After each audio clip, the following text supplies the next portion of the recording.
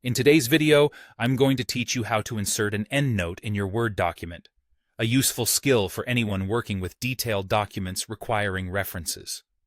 Let's dive right in and make sure you have all the details you need to master this process effortlessly. First, start by placing your cursor exactly where you want the endnote reference to appear in your main text. This is crucial because it determines the specific point in your text that the note will be linked to, ensuring your readers can easily identify the reference without losing track of the context. As you slide your cursor to the right spot, imagine the thought you want to explain or reference is gently underlined by this subtle yet significant link to further information. Next, you'll want to direct your attention to the top of your Word application, specifically to the ribbon. The ribbon is essentially the command center, found at the top of the screen, where all your essential tools are neatly organized. When you're there, look for the tab labeled References.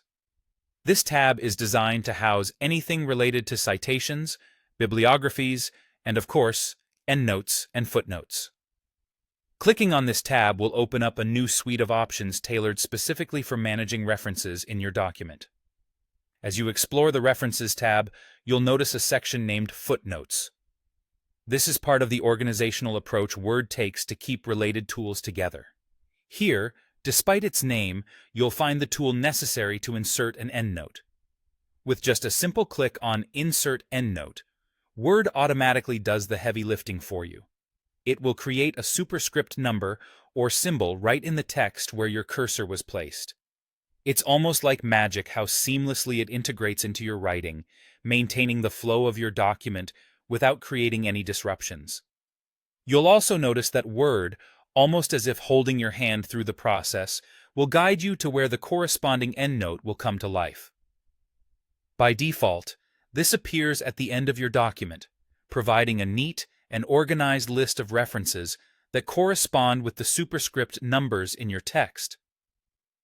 This layout keeps your main text clutter-free, while offering a detailed space for additional notes and references that your readers might find beneficial.